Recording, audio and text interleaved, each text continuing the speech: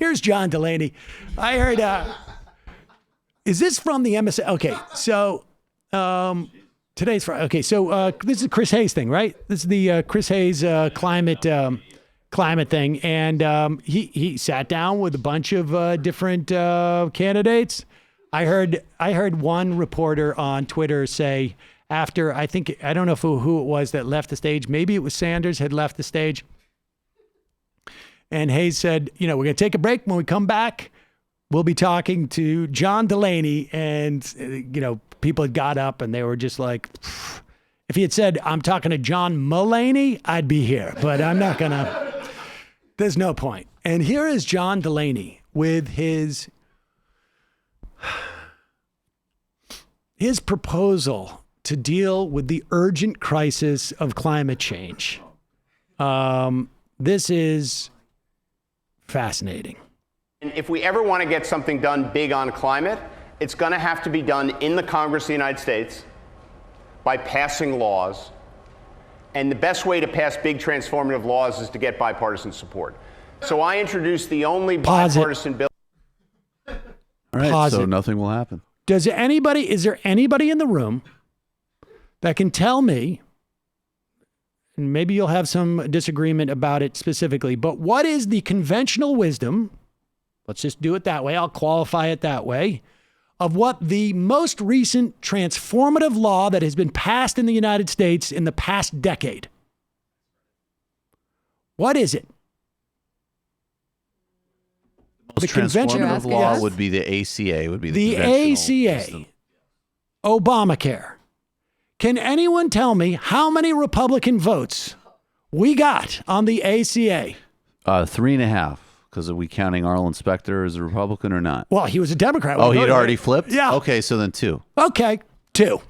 And only one of them is left, right? So before John Delaney even gets to the premise of his weak tea proposal, he has already basically completely fabricated some notion as to what is necessary to get his weak tea proposal passed. Centrists and are that the is fantasists. Bipartisan support for transformative. I mean, if he ever makes it to the debate stage again, I'd like someone to say, like, do you not think the ACA was transformative?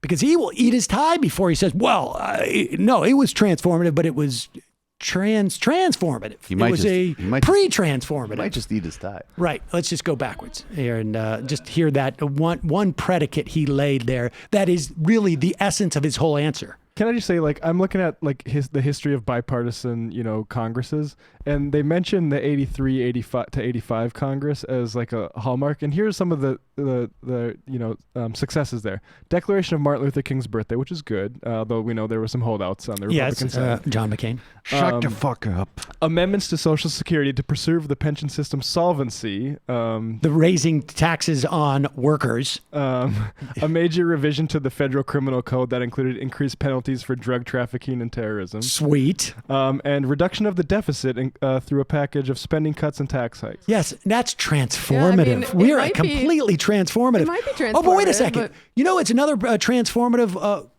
What was that one that made sure that we didn't have poll taxes anymore in the country? Was that slightly transformative? Oh, yes, the Voting Rights Act. When that passed, was that bipartisan?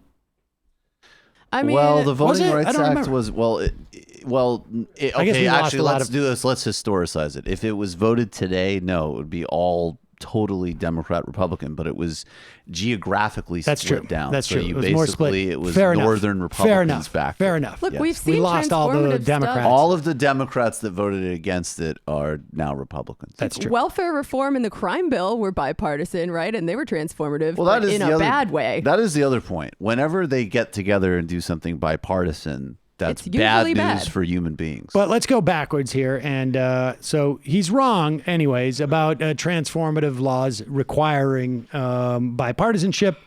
The ACA, considered by conventional wisdom to be a transformative bill. It certainly expanded Medicaid. It arguably made the case. It certainly changed the quality of insurance on some level, if you don't measure it by affordability. It provided at least a baseline for what constitutes decent coverage. Not a terribly high baseline, but it's a higher baseline. But go ahead. Done in the Congress of the United States by passing laws. And the best way to pass big transformative laws is to get bipartisan support. So I introduced the only bipartisan bill on climate. It was a carbon fee and dividend, which Chris and I just talked about. And it had Democrats and Republicans in equal number. And I think it's a template for what I'll do as president in my first year. Oh, let me follow up Sure. on that legislation. So but that didn't get a vote. Didn't get a vote, but I got Republicans on a carbon fee, which, by the way, many? is also known as a carbon tax. Right. How many? Well, we introduced it 3 and 3. 3 and 3.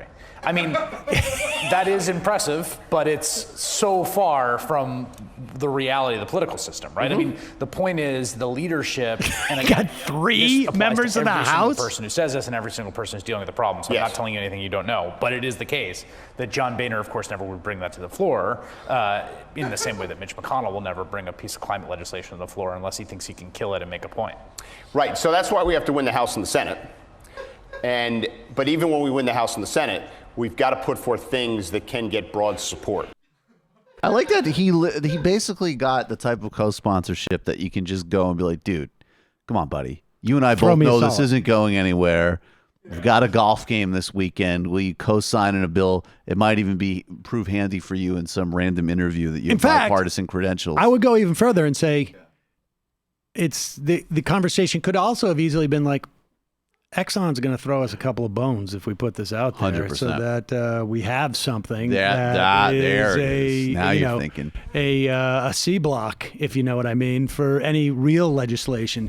All we need is 6 guys to do this, and it's bipartisan. we're not going to have to make our phone calls this month. Incidentally, I have a fantasy about running for president, and I'd like to mention this when I'm on MSNBC. I wish that kid ended in saying, by the way, Congressman Delaney, I have more followers on Instagram than you. Thank you. He probably does. I'm sure he does.